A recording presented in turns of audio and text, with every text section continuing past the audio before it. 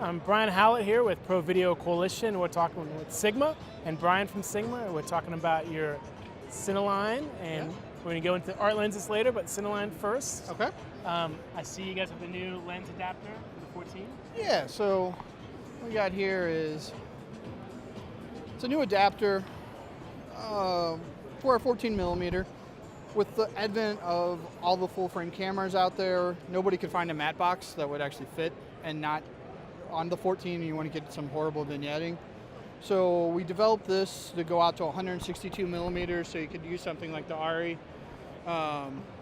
LMB6. So that'll easily fit on here and get rid of the vignette. And how many lenses do you guys have in the Cinema line? So in the whole lineup, we have 10 lenses. And We have 2 Super 35 zooms, an 18 to 35 T2, a 50 to 100 T2, and then we move into the full frame. We have one full frame zoom. It's a 24 to 35 T2. The one negative on that, if you can call it a negative, is it doesn't come in PL mount. Okay. Although everything else comes in E mount, EF, and PL. So, and then we move into our prime lineup. So we have 7 primes. We have a 14 T2, a 20 millimeter 1.5, 24 1.5, 35 1.5, 50 1.5, 85 1.5, and then a 135 T2. So it's a complete set, and they're all full frame. That's a huge benefit in today's day and age. yeah. And NAB is all about full frame right now. You got the C700, you got the Venice, you have VistaVision, RLF. Yeah, so we have 2 reds in the booth to kind of show that off. It's such a big part of the story right now. So the Sigmas will resolve around 200 line pairs in the center of the frame. What does that mean to layman? The layman, you put it on a projector, you get little itty bitty lines in a certain area, and you count 200. That out-resolves 8K by a large margin. You need around maybe 120 line pairs to do 8K. If anybody out there, yells at me, that's all rough. Yeah. But what does that tell you? It means that these lenses are sharp and they'll resolve, but they're not clinical. I mean, that's what people like. They're not sharp. They have great roll off. The bokeh's beautiful. They're contrasty. So I think people are pretty amazed with it. I mean, I'm not going to say there's no breathing. There is a little bit, but I think it's well within reason. If you look at some classic lenses people love to shoot, I think we're considerably less than that. So on our current lenses, right now the 85 and your witness marks are luminescent paint. We do have a full set where all your marks are luminescent also.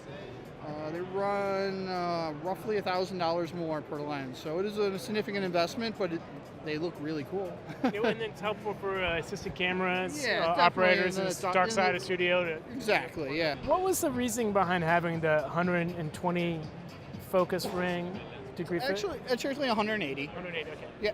So the reasoning behind it is there was some research done into this. It wasn't just an arbitrary decision.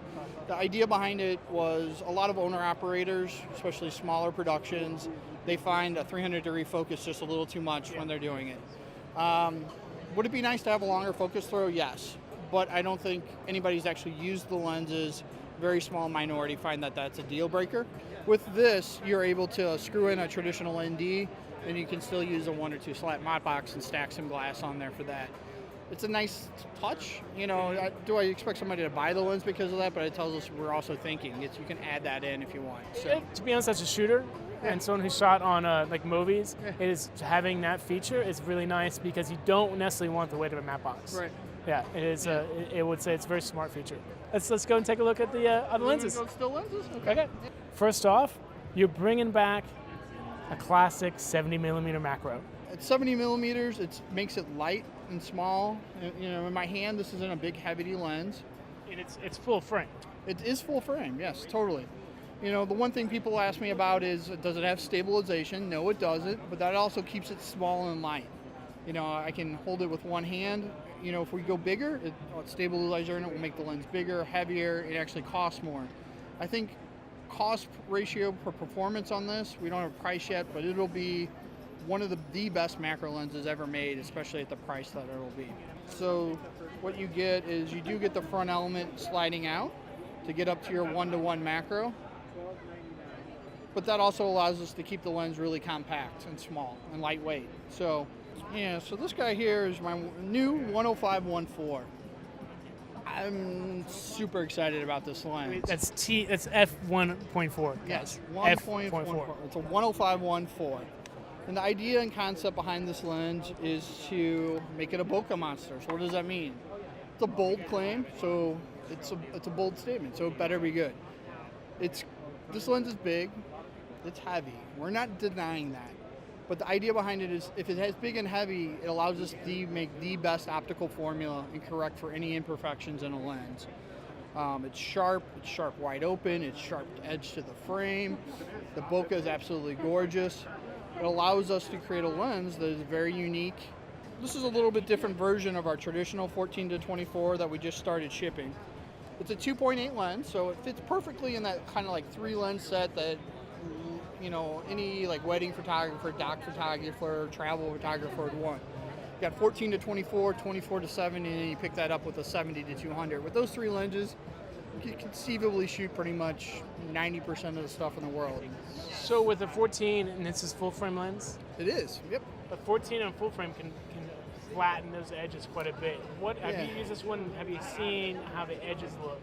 So the distortion on this is incredible. So if you take this and put it on a full frame camera, put a straight line on the edge, you don't have any of this curving of like a you know, if you're shooting a line, you don't get any distortion. You will get a little bit of flattening if you take it off center or something like that, or you do some weird stuff. That's just the nature of a super wide angle like that. This one in particular has been modified, so you'll notice that the front element actually sticks out above this. Traditionally speaking, we have a scalloped edge on this, so nobody does this. And they cry. This one's been specifically had that removed for like VR productions, where that can get in the way of their image and the view. So. And then you also showing off a 14 millimeter. That's an E mount. What we've done here is actually put a native mount on there, and that allows us to do a couple things different. It allows us to speed up autofocus. It allows us to make a much more accurate, continuous autofocus.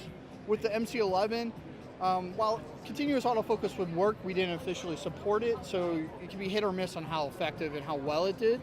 Now we've opened that up. Yes, we guarantee that it's going to continuously autofocus and it's going to do it well.